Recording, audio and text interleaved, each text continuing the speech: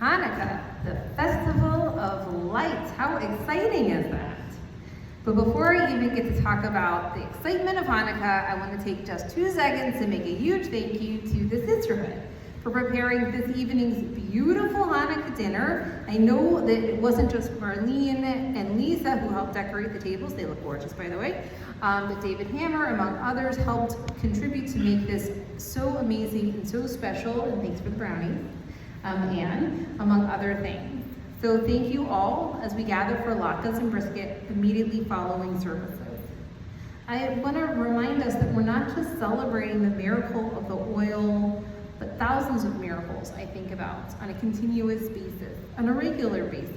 It wasn't just the miracle of the oil in Jerusalem that burned for 8 days that keep our tradition alive, but I really think the things that keep our tradition alive and special are the things that we contribute into that tradition.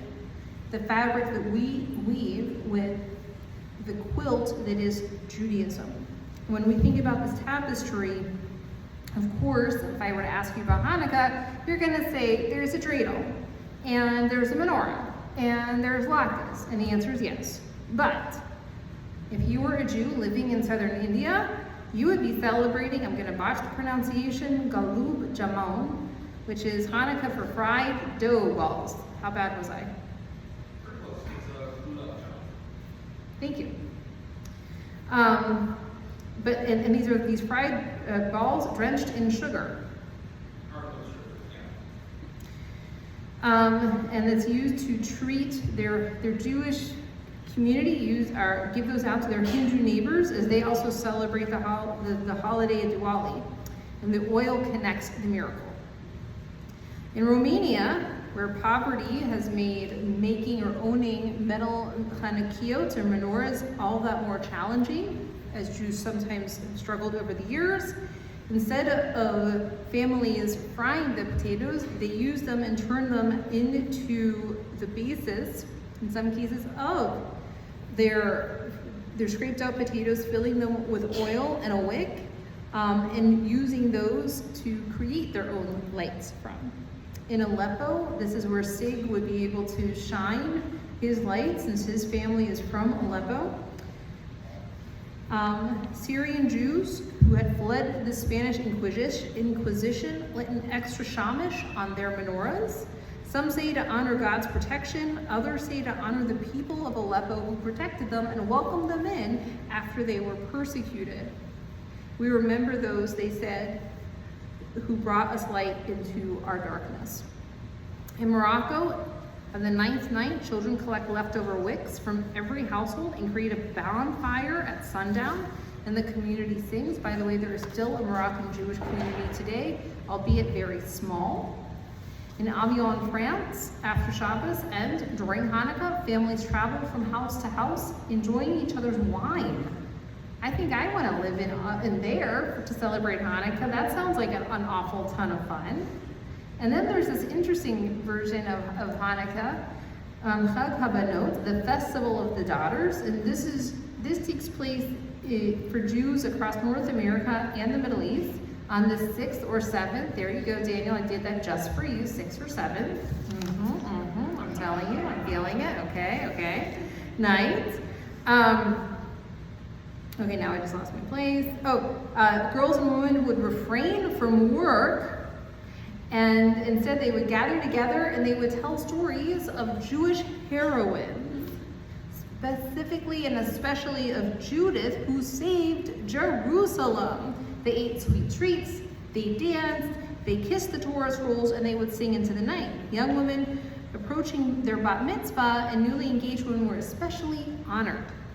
And the sages teach that women are obligated in the mitzvah of lighting the Hanukkah candles because they recognize that the community is not made up of 50% men, but it's inclusive of men and women. And they acknowledge that women were actually involved in that Hanukkah miracle. For once, women actually have a place in the Talmud. It's a miracle in and of itself.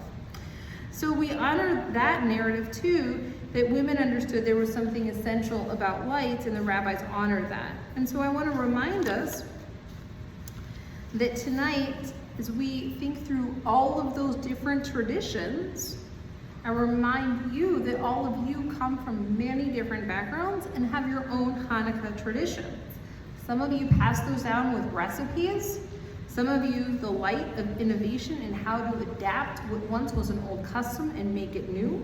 Some of you bring the light to welcome strangers and make sure that we make sandwiches for those in need of shelter. Thank you, Julie, for that. Some of us bring lights of resilience, like the Romanian Jews with the potato menorah who create something from nothing. Some bring the light of community, like our sisterhood tonight. And if Marlene was in here, I would be clapping at Marlene for helping make sure that we're able to enjoy together. The truth is, if I look around this room, I could name names and highlight all of the ways that you all contribute into the light of this congregation.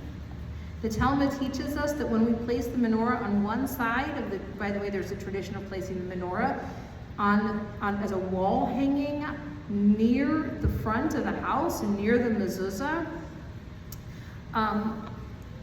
Is it an idea of bringing in that gift or so that we can be surrounded by the mitzvah? We are surrounded by light, the light of tradition, and the light of this presence of reminding that we contribute greatly into the gift together. And before we begin this meal, I just again want to remind us we're not just commemorating a miracle 2,000 years ago, we're commemorating a miracle of today. We're commemorating that we are all collectively together, celebrating together, interweaving who we are together. Whether we are frying in our oil potatoes, donuts, plantains, or whatever, we're using that to inspire us to go forth. I want to invite us to continue to be a light out into the community, to be an encouragement of others, and to celebrate all the many little miracles around us in our daily basis. Chag Hanukkah Sameach.